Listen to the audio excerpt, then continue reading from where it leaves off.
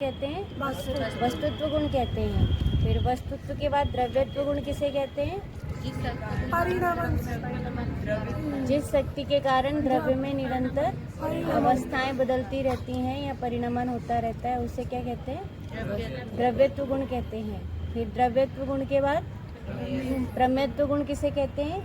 जिसमें द्रव्य में हाँ, या जिस शक्ति के कारण द्रव्य का कोई ना कोई किसी न किसी का ज्ञान का विषय अवश्य बने, उसे क्या कहते हैं? प्रमेयत्व गुण। सुबह बताई थी मैंने कि प्रमेयत्व गुण से क्या होता है? प्रमेयत्व गुण से क्या होता है? ज्ञान झलकता है, झलकाने का काम करता है। प्रमाण बताई थी कि इससे ही प्रमाण बनते हैं। वो झलकाता है, झलकता है, वो झलकता है, वो क्या करता है? झलक।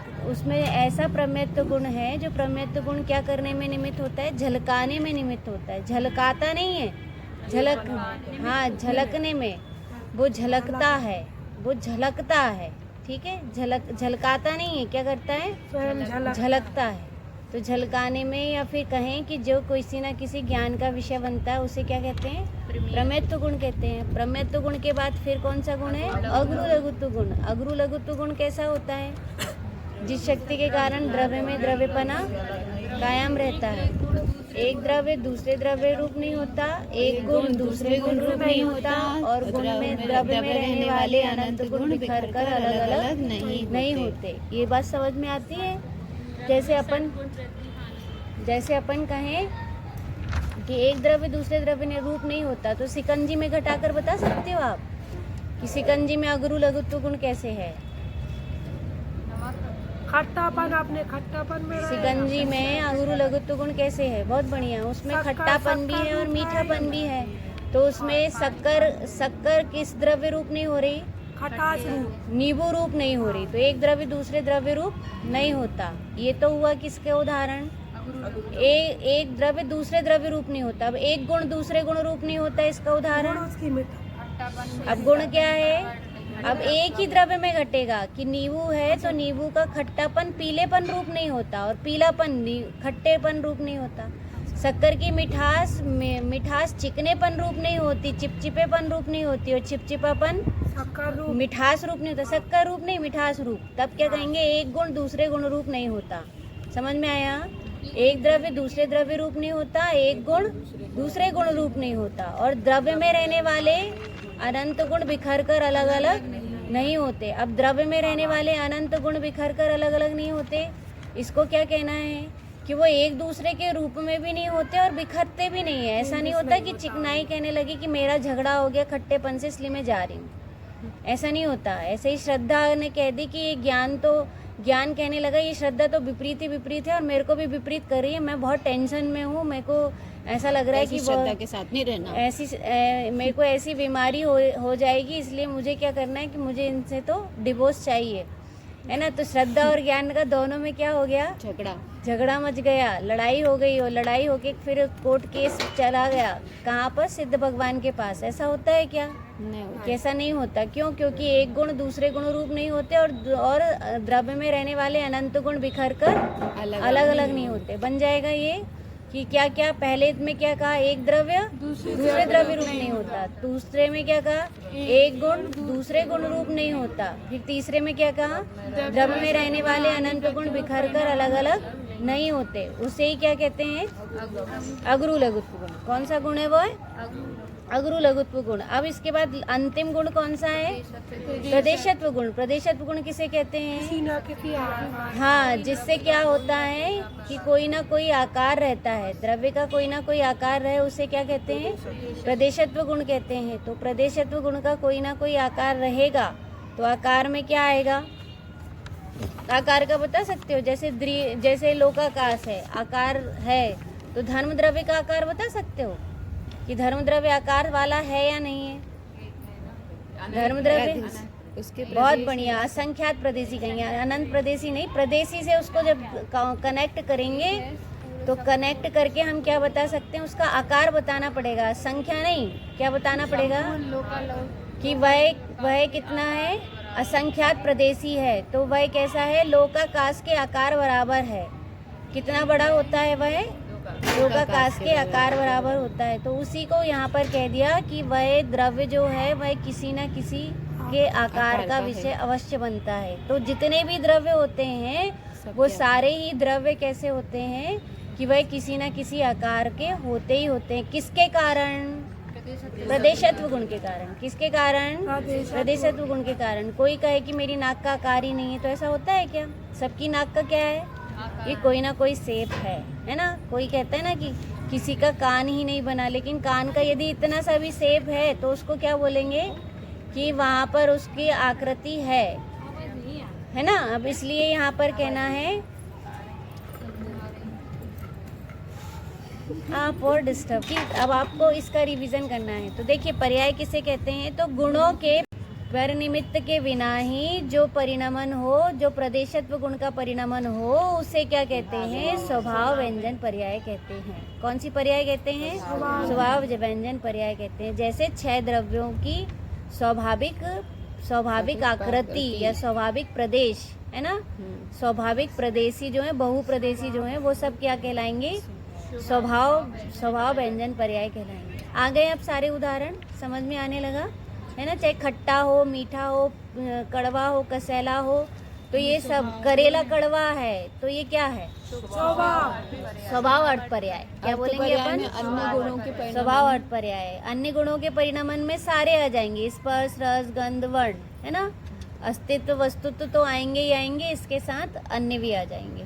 ठीक है, इसलिए कह दिए। अब आती हैं तो 2 भिन्न जाति द्रव्यों की मिली जुली पर्याय को असमान जाति पर्याय कहते हैं। क्या कहा?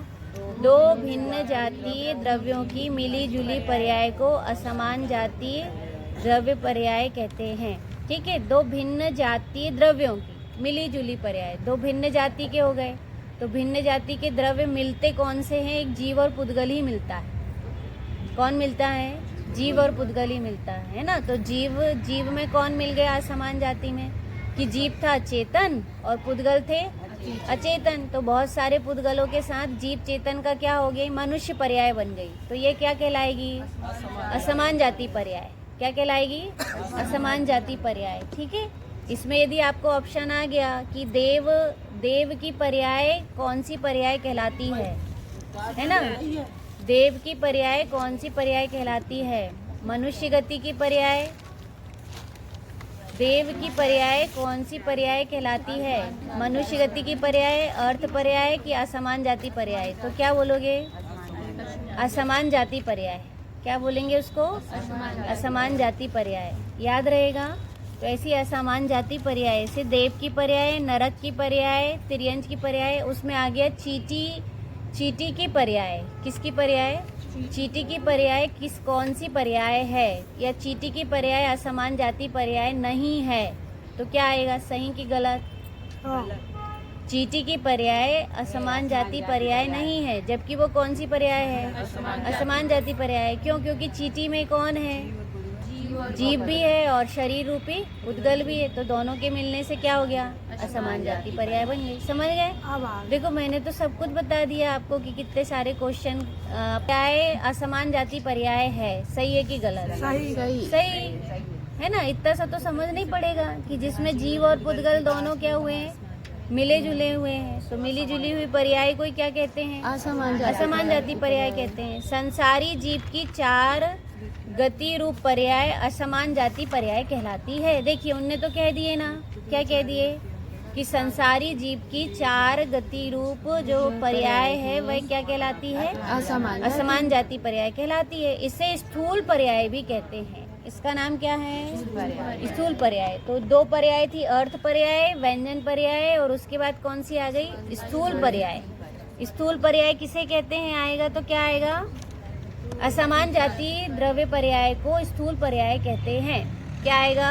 असमान जाति पर्याय को स्थूल पर्याय कहते हैं। असमान जाति नहीं बोलो। हाँ देखो, अब इसमें क्या कह रही थी मैं? हाँ मैं कुछ कह रही थी। चीता हो गए और कुछ चाहिए था, चिड़िया। देखो चिड़िया है, तो अब चिड़िया को कह दिए कि चिड़िया स्थूल पर्याय है। सही है कि गलत? सही है, स्थूल पर्याय है, या यूं कहें कि चिड़िया असमान जातीय स्थूल पर्याय है। तो सही है कि गलत? सही है, क्योंकि वो कैसी है? वो असमान जाति पर्याय की चिड़िया है, क्योंकि उसमें कौन कौन है? जीव और पुद्गल है। जीव भी है और पुद्गल है। बचपन में ही पढ़ते ना, दिख रहा है ना। इतनी स्थूल पर्याय इसकी दिखती है और किसी की कहाँ दिखती? मनुष्य जाति, त्रियंच जाति एक स्थूल पर्याय तो कितनी आकृति की होती है चिड़ियाएं, बताओ आप। और वो सब आकृति से देखेंगे तो व्यंजन पर्याय है, और उनकी दो असमान मिली हुई पर्याय को देखेंगे तो वहीं क्या बन जाएगी? वो असमान जाति पर्याय बन जाएगी। उसकी आकृति को कहें कि चिड़िया की आकृति असमान जाति पर्याय है, तो सही है कि गलत? गलत आ जाएगा। आकृति तो क्या है? विभाव व्यंजन पर्याय। कौन सी पर्याय है वो? विभाव व्यंजन पर्याय, क्योंकि वो किसके निमित्त से हुई? पर के निमित्त से हुई। और किसका परिणमन है? प्रदेशत्व गुण का परिणमन। किसको बता रहे हैं? प्रदेशत्व गुण के परिणमन को बता रहे हैं, इसलिए।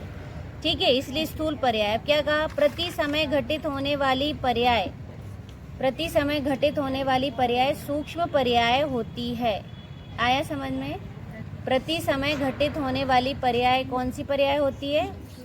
सूक्ष्म पर्याय होती है। मैंने उस दिन बताई थी ना, प्रति समय घटित होने वाली, कि प्रति समय अभी भी चर्चा हुई थी अपनी, कि प्रति समय घटित होती है।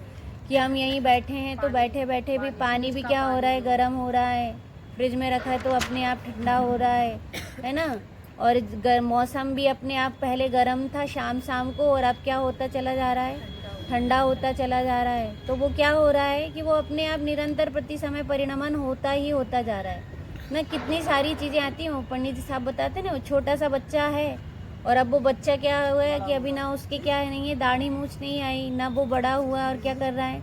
गंदगी कर रहा है, सब कुछ कर रहा है। लेकिन धीरे धीरे उसकी क्या है कि एक एक ऑर्गेन्स देखकर हमको उनके आंतरिक पूरे जितने भी शरीर के अवयव हैं वो नहीं देखने पड़ते हैं, और वो अपने आप क्या होते हैं? बढ़ते सब कुछ बड़े हो जाते हैं। और बढ़कर कैसे हो जाते हैं? कि उनकी पर्याय में, क्योंकि उनका परिणमन प्रति समय हो रहा है। ऐसा अपन लोग भी देखते हैं ना, कई बार ही कहते हैं किसी को कि बहुत दिन बाद देखो तो कहते अरे बड़ी दुबली दिख रही है। तो कहे नहीं, हमारी मम्मी को या हमारे घर में परिवार में तो सबको किसी को दुबली नहीं लगी, आपको क्यों दुबली लगी? कारण उसका क्या था कि वो परिणमन हो रहा था, और उन्होंने बहुत दिन बाद देखे थे। वो परिणमन प्रति समय क्या हो रहा था कि हो रहा था, और वो परिणमन हो रहा था, पर किसी को क्या नहीं हो रहा था? वो ज्ञान का विषय नहीं बन रहा था। पर जिसने बहुत समय के बाद देखा हो तो वो तुरंत जल्दी से देखकर क्या बता देते कि नहीं, आपको मैंने जब देखी थी। व्यंजन पर्याय और विभाव व्यंजन पर्याय। स्वभाव व्यंजन पर्याय किसे कहते हैं? स्वभाव व्यंजन पर्याय किसे कहते हैं? पर द्रव्य के निमित्त बिना। क्या बोलेंगे? पर द्रव्य के निमित्त बिना किसी द्रव्य का आकार रूप परिणमन जो होगा उसको क्या बोलेंगे? स्वभाव अर्थपद, स्वभाव व्यंजन पर्याय। और विभाव व्यंजन पर्याय किसे कहेंगे? पर द्रव्य के निमित्त से। किससे? पर द्रव्य के निमित्त से होने वाला किसी भी द्रव्य में आकार रूप परिणमन, उसको क्या बोलेंगे? विभाव व्यंजन पर्याय। क्या बोलेंगे? विभाव व्यंजन पर्याय। जैसे कि साक्षी की चोटी बनी, तो चोटी किससे बनी? चोटी बनी ना, गुथाव नहीं हुआ। मान लो गुथी नहीं तो चोटी तो बंधी, तो उसकी आकृति दिख रही है। तो आकृति दिख रही है तो वो क्या कहलाएगी? स्वभाव व्यंजन पर्याय कि विभाव व्यंजन पर्याय? विभाव व्यंजन पर्याय। कौन सी पर्याय कहलाएगी वो? आ गया समझ में, है ना। अभी रोज इन लोगों ने सबने क्लास लगाए ना, तो इनको सब बनने लगा। ऐसे ही अपन ने वो बनाए, क्या बनाए? कोई ड्राइंग बनाए, और ड्राइंग में अपन ने आकृति शेप की है मुनिराज की, और मुनिराज की जैसी आकृति शेप किए, तो शेप जैसे ही बनाते हैं तो फिर वो उसमें क्या आएगा? व्यंजन पर्याय है। तो व्यंजन पर्याय में स्वभाव व्यंजन पर्याय है कि विभाव व्यंजन पर्याय? विभाव व्यंजन पर्याय, क्योंकि उसमें भी क्या हुआ है? पर के निमित्त से। किसका निमित्त बना? बनाने वाले का बना, हाथ का बना, कॉपी का बना, ड्राइंग पेपर चाहिए, और उसमें जो भी कुछ लगा हो, किसी ने प्रोत्साहन दिया हो बनाने का तो उसका भी निमित्त लगा, चौकी का लगा, हर एक चीज़ का लगा, है ना। तो वह, और जिसको बन नहीं रहा हो वो मोबाइल से देख के बना रहा हो तो फिर वो मोबाइल का भी निमित्त बना। तो उसको क्या बोलेंगे? जब आकृति में, किसमें? रक्षा समझ में आ रहा है किसमें बेटा? आकृति में जब वो होता है निमित्त, तो निमित्त से हो तो विभाव व्यंजन पर्याय, और निमित्त बिना हो तो वह स्वभाव व्यंजन पर्याय। इसका बहुत अच्छा चार्ट है और विशेष आप उसमें से देखना है ना। स्वभाव व्यंजन पर्याय क्या कहलाएगी? बुद्ध भगवान की पर्याय वह कैसी हो गई? स्वभाव। स्वभाव व्यंजन पर्याय। बहुत सारी स्वभाव व्यंजन पर्याय, विभाव व्यंजन पर्याय का चार्ट दिया था ना, अभी आपको भी चार्ट दे देंगे, है ना, उसमें है। तो विभाव व्यंजन पर्याय में तो बहुत सारी चीज़ें आ जाएंगी, और स्वभाव व्यंजन पर्याय में भी सिद्ध पर्याय जो जो पर के निमित्त के बिना हो, शरीर के बिना हो। जैसे अपन कहे पुद्गल परमाणु, तो पुद्गल परमाणु का आकार किसने बनाया? किसी ने नहीं बनाया, तो वो क्या कहलाएगा? स्वभाव व्यंजन पर्याय। धर्म द्रव्य का किस में आएगा? स्वभाव व्यंजन पर्याय। अधर्म द्रव्य कितने प्रदेशी है? असंख्यात प्रदेशी है, तो असंख्यात प्रदेशी वह भी कैसा है? स्वभाव व्यंजन पर्याय में आएगा, है ना। आकाश द्रव्य अनंत प्रदेशी है, वह भी कैसा आएगा? स्वभाव व्यंजन पर्याय में आएगा। काल द्रव्य भी कैसा है? एक प्रदेशी है, तो वह भी कैसा है? स्वभाव व्यंजन पर्याय है। और पुद्गल और जीव द्रव्य कैसा है? असंख्यात प्रदेशी है, तो वह भी कैसा है? स्वभाव व्यंजन पर्याय। ये बाद में आता, आपने पहले ही समझना था तो समझा दिया, है ना। ये कैसा है? ये स्वभाव व्यंजन पर्याय है। स्वभाव अर्थ पर्याय अनंतानुबंधी क्रोध मान माया लोभ, ये विभाव अर्थ पर्याय है कि स्वभाव अर्थ पर्याय है? आकार थोड़ी ना बन रहा है, इसलिए अर्थ पर्याय बोल रही भाभी। अर्थ स्वभाव अर्थ पर्याय है कि विभाव अर्थ पर्याय है? अनंतानुबंधी क्रोध मान माया लोभ क्या कहलाएंगे? वो विभाव अर्थ पर्याय है ना। वो किसके निमित्त से हो रही है? कर्मों के निमित्त से। किसके निमित्त से? कर्मों के निमित्त से। तो कर्मों के निमित्त से होने के कारण उसको क्या बोलेंगे? विभाव अर्थ पर्याय। क्या बोलेंगे? विभाव अर्थ पर्याय। किसी का ज्ञान कम है, क्षयोपशम ज्ञान कम है, तो उसको क्या बोलेंगे? विभाव अर्थ। क्षयोपशम ज्ञान कम किसके कारण हुआ? ज्ञानावर्णी के कारण। किसके कारण हुआ? ज्ञानावर्णी के कारण। तो ज्ञानावर्णी के कारण होने के कारण वह क्या कहलाएगा? उसको भी क्या कहेंगे? विभाव अर्थ पर्याय कहेंगे। आया समझ में? कोई बहुत सोता है, नींद में रहता है, हर बार जब देखो जब सोता रहता है तो नींद में है, तो वह उसकी कौन सी पर्याय है? विभाव अर्थ पर्याय। विभाव पर्याय है। क्यों? कारण उसका कौन है? दर्शनावर्णी कर्म है, तो दर्शनावर्णी कर्म के कारण ही हो रहा है, इसलिए वह विभाव अर्थ पर्याय है। ठीक है। ऐसे पुद्गल द्रव्य में लगाएं। शरीर में स्पर्श पना हुआ, या गर्मी के कारण शरीर गर्म हो गया, गर्मी के कारण शरीर कैसा हो गया? गर्म हो गया, तो ये कौन सी पर्याय है? विभाव अर्थ पर्याय। क्यों है ये पुद्गल की विभाव अर्थ पर्याय? कारण क्योंकि पर के निमित्त से हुआ। किसके निमित्त से? कि मौसम, वातावरण गर्म था, सूर्य तप रहा था, है ना, गर्मी का मौसम था, तो इसलिए हुआ। तो वह क्या हो जाएगा? विभाव अर्थ पर्याय, है ना। उसको क्या बोलेंगे? विभाव अर्थ पर्याय। अब उसी को लेकर अपन ने क्या किए कि फ्रिज में पानी था और फ्रिज में आइस बन गई, तो आइस बनी है, तो आइस क्या कहलाएगी? आइस में ठंडक पना आया, तो वो क्या कहलाएगा? अर्थ पर्याय है कि व्यंजन पर्याय है? अर्थ पर्याय है कि व्यंजन पर्याय है?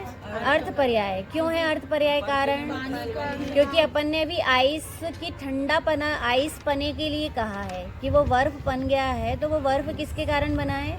फ्रिज के निमित्त से। किसके निमित्त से बना है? फ्रिज के निमित्त से। तो फ्रिज के निमित्त से बनने के कारण उसको क्या बोलेंगे? विभाव अर्थ पर्याय। क्या कहेंगे? विभाव अर्थ पर्याय। अब अपन कहें कि ठंडा मतलब पानी कैसा है कि ठंडा शीतल है, तो शीतलता ही उसका क्या है? विशेष उसकी पर्याय है, तो वह पर्याय क्या कहलाएगी? स्वभाव अर्थ पर्याय कहलाएगी। क्या कहलाएगी? स्वभाव अर्थ पर्याय। वेरी गुड दीपाली, तो पास होने लगी अभी से ही, है ना। वाला बहुत कंफ्यूजन वाला है, ऊपर से निकलना। हाँ, नहीं निकलेगा, ऐसे ही समझना। समझ के करोगे तो समझेगा। अपन कहें कि आम अपने स्वभाव से ही कैसा है कि खट्टा होता है। आम को, ये नींबू को कहते हैं, नींबू कैसा है? खट्टा है। तो नींबू खट्टा है, तो नींबू खट्टा, ये थोड़ा सा वैसा बन जाएगा। इसको नहीं लगाओ, नींबू को खट्टा। परमाणु को कहेंगे, परमाणु को, कि परमाणु में खट्टापन है ना, किन्हीं परमाणुओं में, किन्हीं वर्ग और वर्गणाओं में, समान वर्गणाओं में क्या है, खट्टापना है। तो वो खट्टापना क्या कहलाएगा?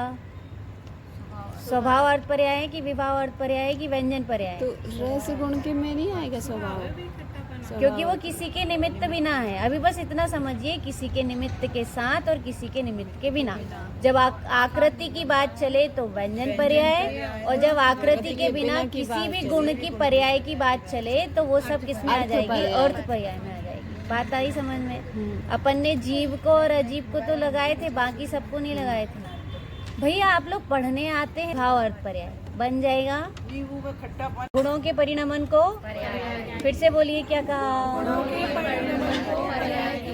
फिर से बोलिए, क्या कहा? ठीक है ना। गुणों के परिणमन को पर्याय कहते हैं। जितने भी गुण हैं उनका क्या हो रहा है? परिणमन हो रहा है। परिणमन क्या हो रहा है? परिणमन। तो वो परिणमन ही को क्या कहते हैं अपन? पर्याय। जो सदा बदलती रहती है। जो कैसी होती है? सदा बदलती रहती है। अपन कहीं अपन यहाँ बैठे हैं तब तो सीधे सीधे से बैठे हैं, तो कहाँ बदल रही है? लेकिन यहाँ भी या तो आँख में टिमकार चल रही है, शरीर की एज बढ़ रही है प्रति समय समय, है ना, हाथ पैर हिल रहे हैं तो प्रति समय इनका भी क्या हो रहा है। और स्पर्श गुण है तो स्पर्श गुण में भी ठंडे से गर्म हो रहा है, गर्म से नरम हो रहा है, नरम से कड़ा हो रहा है, कड़ा से रूखापन हो रहा है, रूखापन से चिकनापन हो रहा है। कुछ ना कुछ तो हो रहा है ना। गर्मी के कारण भी क्या हो रहा है कि गर्मी के कारण भी रूखापन आ रहा है शरीर में। तो ये किसके कारण आ रहा है? शरीर में चिकनापन आ रहा है, रूखापन आ रहा है, तो ये किसके कारण आ रहा है? वो कौन है? कि गुणों का परिणमन चल रहा है। कौन से गुण का? स्पर्श गुण का। कौन से गुण का? स्पर्श गुण का। तो स्पर्श गुण का परिणमन हो रहा है, इसलिए निरंतर प्रति समय जो क्या होती है? सदा बदलती रहती है। जो कैसी होती है? जो सदा बदलती रहती है, उसे ही क्या कहते हैं? पर्याय कहते हैं। जो सदा बदलती रहती है उसे क्या कहते हैं? पर्याय कहते हैं। फिर देखिए, फिर क्या कहा? पर्याय में प्रति समय उत्पाद व घटित होता रहता है। पर्याय में प्रति समय क्या होता रहता है? उत्पाद व घटित होता रहता है। बता सकते हो उत्पाद व कैसे घटित होता है? जैसे अपन ने कहे कि पानी अपन ने फ्रिज में रखे तो क्या हो गया? ठंडा हो गया। तो क्या हुआ? गरम का किसका उत्पाद हुआ और किसका व्यय हुआ? गरम पानी का व्यय हो गया। उसमें कहेंगे गरम पने का, गरम पानी का नहीं, क्या बोलेंगे? गरम पने का। उसमें जो गरम जो है वो क्या है? कौन सा गुण की पर्याय है? गरम कौन से गुण की पर्याय है? स्पर्श गुण की। आप लोगों को ये नहीं मालूम तो पहले ये चीज पढ़ना है ना, कि अब अपन कल सुबह बताएंगे, क्योंकि बोर्ड में अब दूसरी चीज लिखी है, लेकिन वो बहुत जरूरी है। पुद्गल गुण का जब विशेषताएं लिखेंगे ना, जब अपन ये विशेषताएं पढ़ेंगे तब पढ़ लेंगे, ठीक है। पुद्गल जो है उसमें स्पर्श है, और स्पर्श की कितनी पर्याय होती हैं? 8 पर्याय होती हैं। मालूम तो है? तो इसी से तो बताइए, गरम पना क्या है? स्पर्श गुण की पर्याय ही तो आएगी ना, गरम पना। गरम उसका गुण है ना। गरम नहीं, स्पर्श उसका गुण है। पुद्गल का स्पर्श क्या है? गुण है। और गरम पना उसकी क्या है? पर्याय है। तो वो गरम पना जो आ रहा है, तो वो गरम पना से वो ठंडे पने को प्राप्त हुआ, तो क्या हुआ? परिणमन हुआ। क्या बोलेंगे उसको? परिणमन हुआ। तो परिणमन हुआ तो पर्याय में क्या हुआ कि गरम का क्या हो गया? व्यय।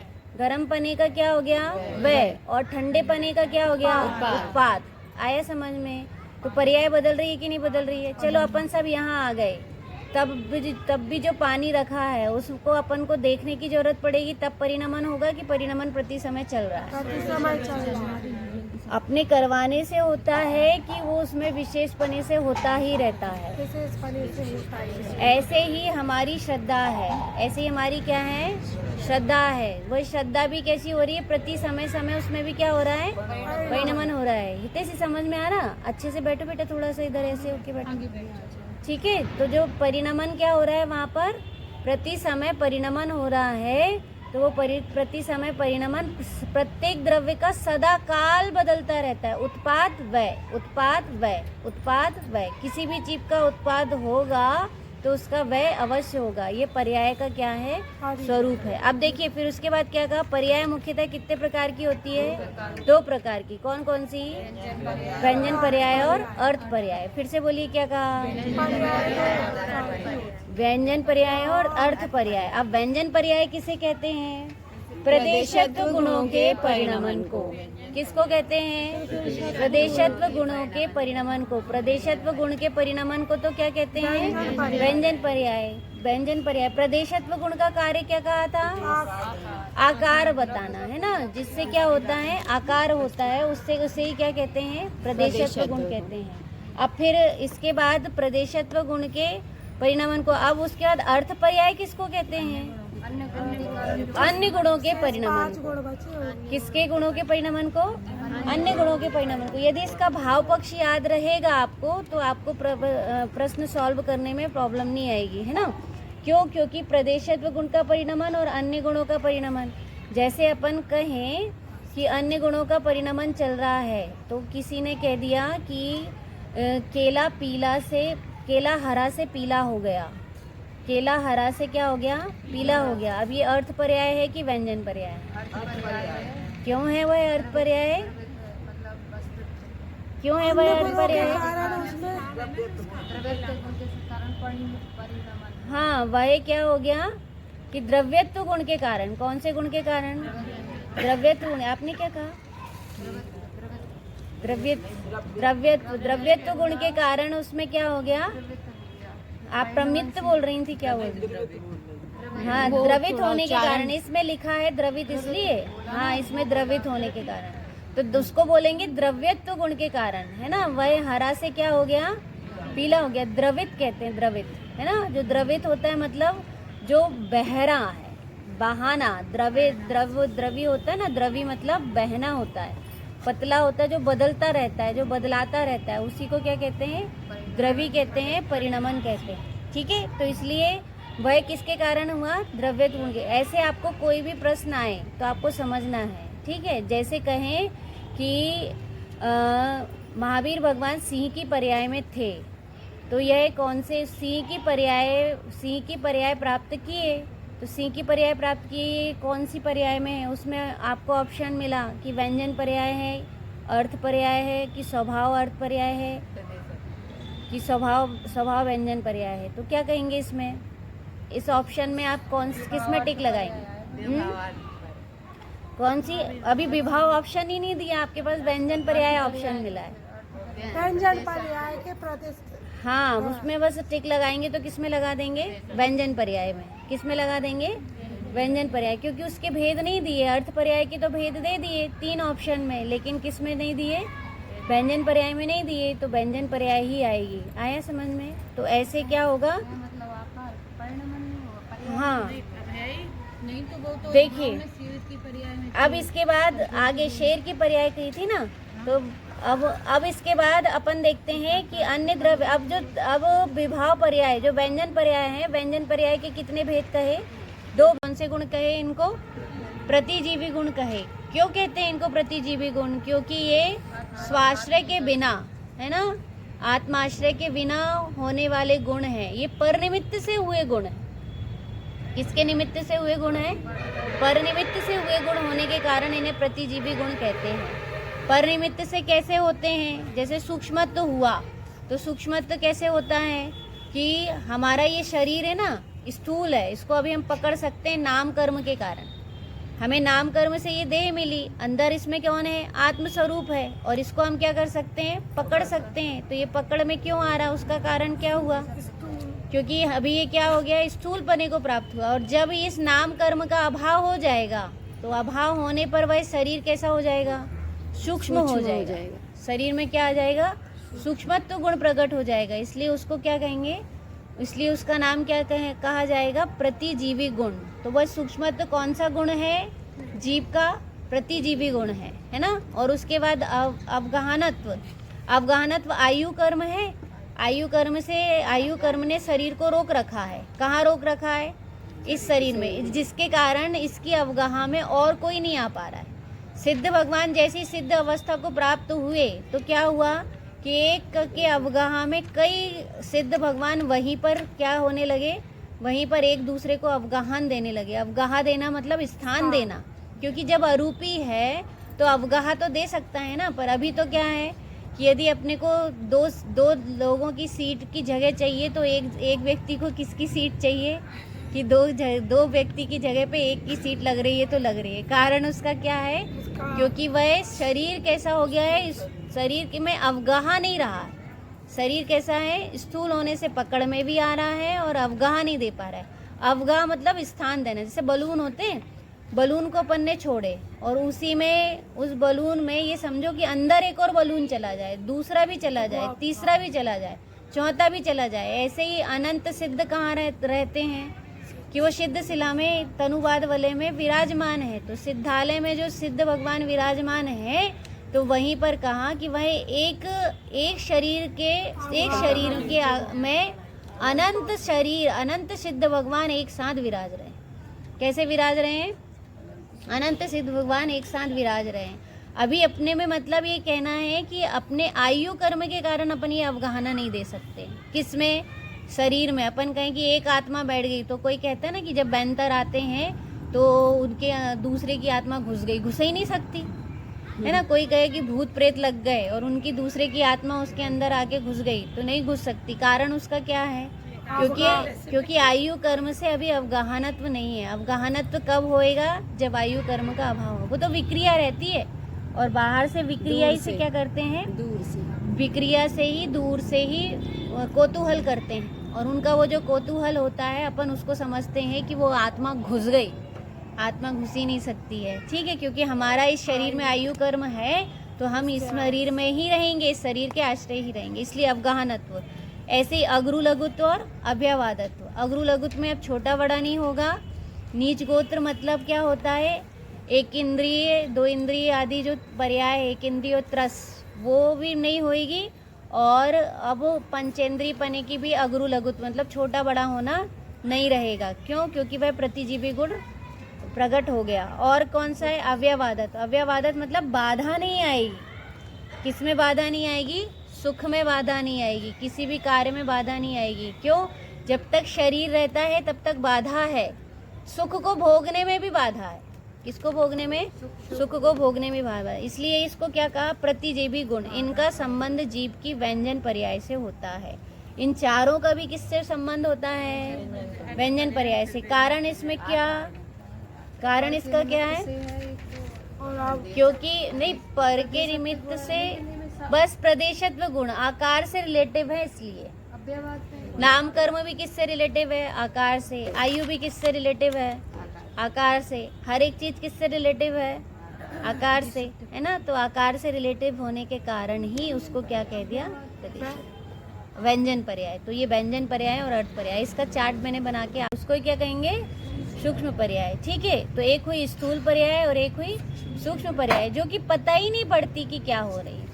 ऐसे ही होता है ना, आम बाहर से देखो तो ऐसा लगता है कि जैसे पक गया, लेकिन अंदर मालूम ही नहीं है कि वो तो बहुत ज़्यादा पक गया, है ना। बाहर से वो हरा दिख रहा है। केले, कई केले होते हैं, अपन सोचते हैं कि अरे सब्जी के लिए केले रखें, बढ़िया हरे हरे दिख रहे हैं, और उठाए तो पता चला अंदर कैसे हो गए?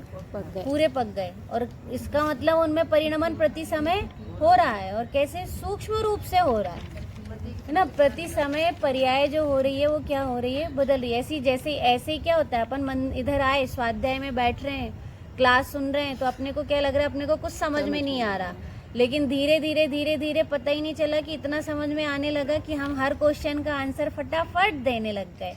तो इसका मतलब क्या हुआ कि उस ज्ञान में भी परिणमन हो रहा है। उस ज्ञान में भी परिणमन क्या हो रहा है कि हम यदि बैठते हैं, सुनते हैं, तो हमको लगता है कि कठिन है, सुना हमें समझ में नहीं आएगा, लेकिन वो भी हमारी समझ का या ज्ञान का विषय बनने लग जाता है। तो इसलिए कहा कि वो सूक्ष्म पर्याय है। कौन सी पर्याय है? वह सूक्ष्म पर्याय। इसलिए कहा मति श्रुत ज्ञान का विषय बनने वाली पर्याय क्या कहलाती हैं? स्थूल पर्याय। स्थूल पर्याय की 3 बात कह दी। कौन कौन सी कह दी? जो असमान जाति द्रव्य पर्याय हैं उनको क्या कहते हैं? स्थूल पर्याय कहते हैं। फिर दूसरे पॉइंट में क्या कह दिया कि संसार के जो 4 गति के जीव हैं उनको क्या कहते हैं? स्थूल पर्याय कहते हैं। स्थूल पर्याय कहते हैं स्थूल की विशेषता। और फिर तीसरी विशेषता क्या बता दिए कि जो क्या हो? मति श्रुत ज्ञान का विषय बने। किसका ज्ञान का विषय बने? मति श्रुत ज्ञान का विषय बने, उसे भी क्या कहते हैं? स्थूल पर्याय कहते हैं, ठीक है। अब इसके बाद 6 जाति द्रव्यों के विशेष गुणों तथा कार्य को संक्षेप में समझाइए। टाइम कितना हो गया? सूक्ष्म पर्याय कहकर ये कहना है कि जो ऊपर से हमें मतिश्रुत ज्ञान का विषय बन जा रही हैं वो तो स्थूल पर्याय हो गई, लेकिन जो हमारे ज्ञान का विषय नहीं बन रही हैं वो सारी सूक्ष्म पर्याय हो गई। और स्थूल पर्याय के लिए यही कह दिया ना कि जो दो असमान जाति द्रव्य पर्याय से पकड़ में आ जाए, मनुष्य गति तो पकड़ में आ जाती है, त्रियंच गति तो पकड़ में आ जाती है, और बाकी के परिणमन कहाँ समझ में आते हैं। आज तक अपन ने सोचे हैं कि आंखों का पलक कितने बार झपक रही है, और जितने बार झपक रही है उतने ही बार क्या हो रही है कि उतने ही बार वो पर्याय बदल रही है। इतनी सूक्ष्मता से ये पर्याय क्या होती हैं, बदलती जाती हैं। ऐसे कितने केस होंगे, मतलब सिर के बाल होंगे जो क्या हो गए, टूट गए हैं, और कितने उसमें आते जा रहे होंगे, लेकिन बाल झड़ रहे का रोना तो रहता है, लेकिन बाल उग रहे इसका रोना कहाँ रहता है, क्योंकि वो झड़ रहे हैं तो वो उग भी तो रहे होंगे। यदि झड़ रहा है कोई चीज़ तो उसमें जैसे अपन कहे पत्तियाँ झड़ गई, पर पत्तियाँ झड़ गई तो पर पत्तियाँ आ भी तो गई उसमें। जब पत्तियाँ झड़ जाती हैं तो पत्तियाँ नई पत्तियाँ आती हैं। ऐसे जो केस ही आ रहा बाल हैं, वो बाल यदि झड़ जाते हैं तो ऐसे ही बाल क्या होते हैं कि नए भी आते हैं। ऐसे ही आँखों के हैं, हर जगह के जितने भी हैं, तो ये शरीर का जितने भी सारी पर्याय हैं ये प्रति समय बदल रही है कि अपने को बदलाना पड़ रहा है हर 6 महीने में पूरे शरीर। हाँ पूरे। और इतने छोटे छोटे स्नायु, अभी हम लोग सुबह योगा कर रहे थे तो यही कह रहे थे कि प्राणायाम करने से अपने को समझ में भी नहीं आता। यदि एक बार भस्त्री करें, और वो सिर पहले इतना तेज चक्कर सा लग रहा था कि सर में चक्कर जो थे, वो कोशिकाएं जो सूक्ष्म कोशिकाएं होती हैं बिल्कुल बारीक वाली, एकदम सूक्ष्म जितनी भी वहाँ पर सेल्स हैं, वो सेल्स भी ऑक्सीजन लेकर भर गई और फूल गई। तो वो भी कैसी हो गई कि वो भी मरी हुई सेल्स भी क्या हो गई हैं, वो भी जीवित हो गई। तो किसके कारण जीवित हो गई, उसमें कौन कारण बना कि वो ऑक्सीजन मिल गई प्राणायाम से। तो ऑक्सीजन मिल गई तो ऑक्सीजन मिलने से ही क्या हो गया कि उससे भी हमारे शरीर में, मतलब वो सूक्ष्म, अब बताओ वो सूक्ष्म इतने से स्नायु हैं, तो वो स्नायु भी क्या हो जाते हैं कि उनका भी परिणमन निरंतर चल रहा है, लेकिन अपने को मालूम नहीं है। अपन भोजन कर रहे हैं तो अपना भोजन अपने को लग रहा पेट भर गया, पर पेट अकेला नहीं भरा।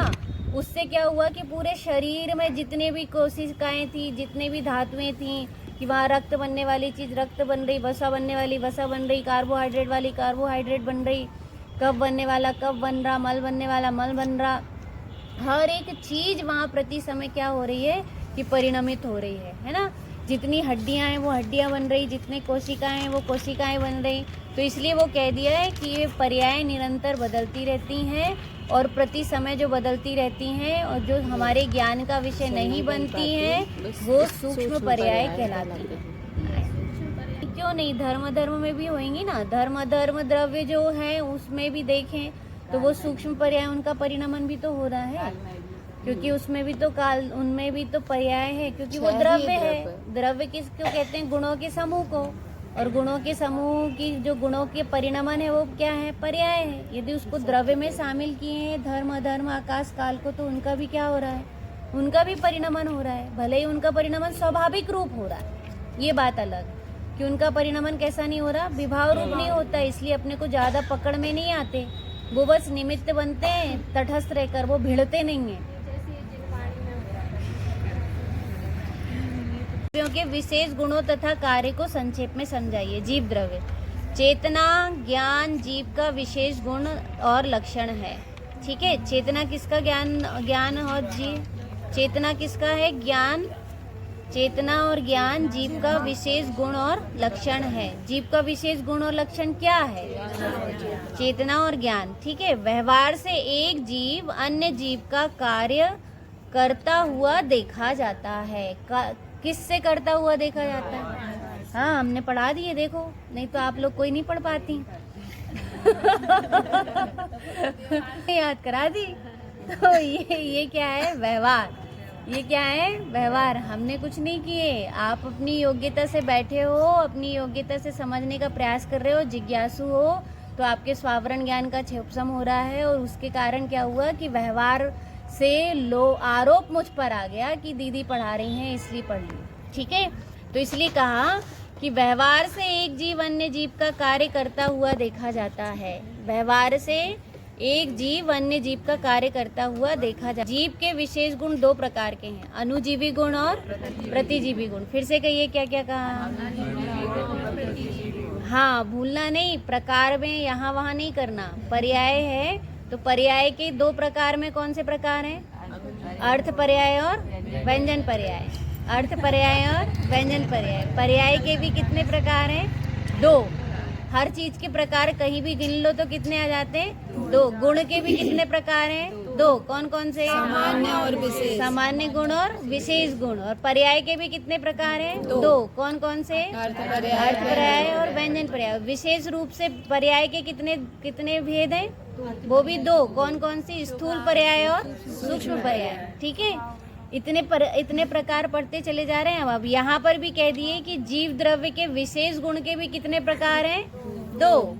कौन सा गुण कह रहे हैं? विशेष गुण। जीव का विशेष गुण। जीव के विशेष गुण के कितने प्रकार हैं? दो। कौन कौन से? अनुजीवी गुण और प्रतिजीवी गुण। कौन कौन से?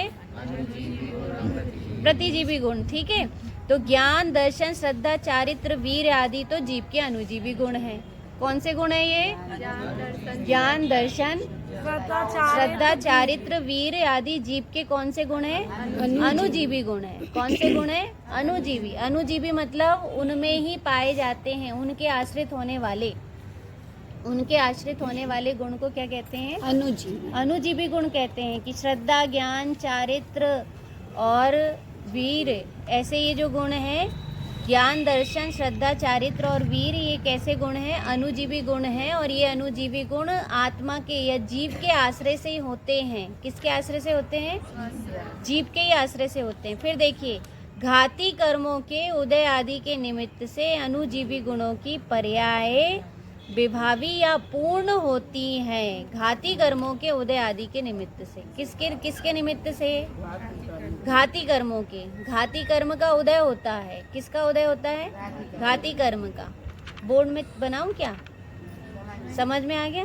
किसको नहीं आया? क्वेश्चन बना के पूछ लो। ऐसे पूछते हूँ तो बन जाएगा, कुछ नहीं है। बस इतना बता दीजिए कि जीव द्रव्य का विशेष गुण कौन सा है या लक्षण?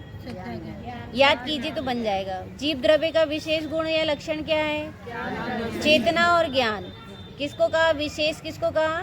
चेतना और ज्ञान। ठीक है, अब इसके बाद जीव द्रव्य के विशेष गुण कितने प्रकार के हैं? दो प्रकार के। कौन कौन से? अनुजीवी गुण और प्रतिजीवी गुण। अनुजीवी गुण किसे कहते हैं?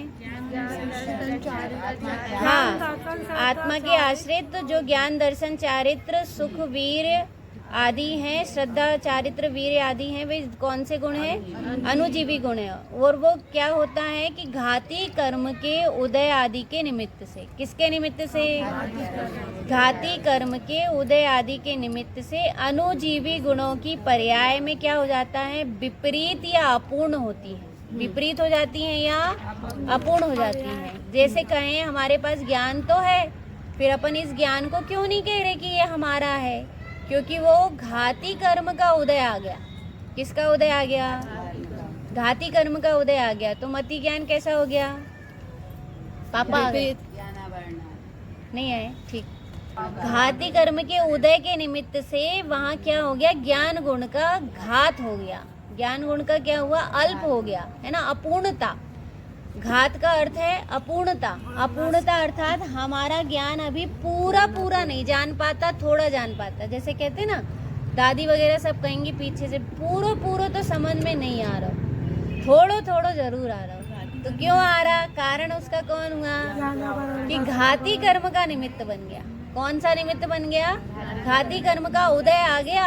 इसलिए क्या होता है? घाती कर्म के उदय से अब दर्शनावर्णी का उदय आ जाए तो क्या होगा? क्लास में वहीं के वहीं क्या हो जाएंगे कि नींद आने लग जाएगी, और वहीं के वहीं हम क्या हो जाएंगे? थोड़ी सी नींद ले लेंगे, सो जाएंगे। तो क्या हो गया? वहाँ पर किसका उदय निमित्त आ गया? दर्शनावर्णी कर्म का। किसके घात, किसके अपूर्णता में निमित्त बन गई? दर्शन गुण के अनुजीवी गुण, है ना? दर्शन नाम के अनुजीवी गुण के अपूर्णता में कारण बन गई। किस में बन गई? अपूर्णता में कारण बन गई। कौन सा क्या कहा? कौन सा कर्म है? घाती कर्म। कौन सा कर्म है? घाती कर्म। ठीक। अब इसके प्रश्न यदि आपके पास इस तरीके से आ जाएं, किस तरीके से आ जाएं? अपूर्णता का विशेष लेना कि आपको एक प्रश्न आ गया कि ज्ञानावर्णी कर्म के उदय से हमें विशेष ज्ञान प्राप्त होता है। तो सही है कि गलत? ज्ञानावर्णी कर्म के उदय से हमें विशेष ज्ञान प्राप्त होता है। गलत। सही है।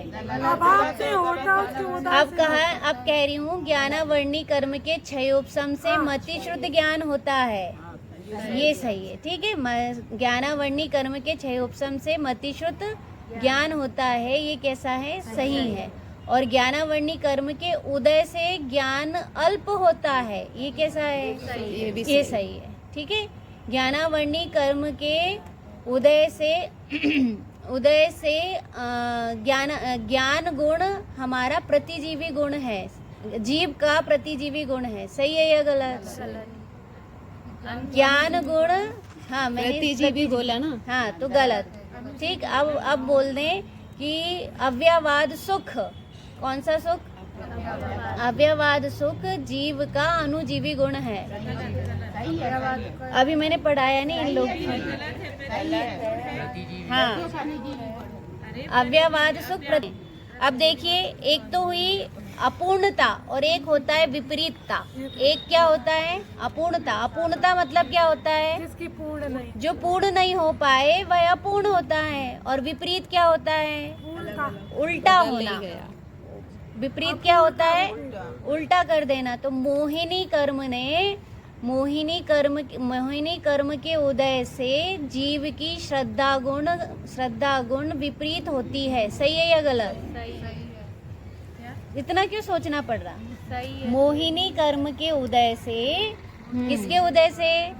मोहिनी कर्म के उदय से जीव का श्रद्धा नाम के अनुजीवी गुण विपरीत होता है। सही है या गलत?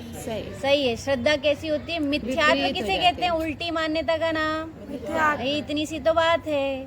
श्रद्धा विपरीत होती है मतलब उल्टी मान्यता का नाम। बचपन से पढ़ रहे हैं लेवल 2 में, और फिर भी अभी क्या हो रहा है कि समझ नहीं आ रहा है ना। तो हमारी श्रद्धा कैसी हो गई? विपरीत हो गई। तो किसके कारण हुई वो? उसमें निमित्त कौन बन गया? मोहिनी कर्म। कौन सा कर्म है? घाती कर्म है ना। आपके वो आ गए ना पेपर, उसमें अभी क्या है? तो वेदनी, सुनिए ध्यान इधर दीजिए, है ना। अब वेदनी कर्म जो है, तो वेदनी कर्म के लिए भी क्या कहा कि वेदनी कर्म जो होता है वह किसके उदय में होता है?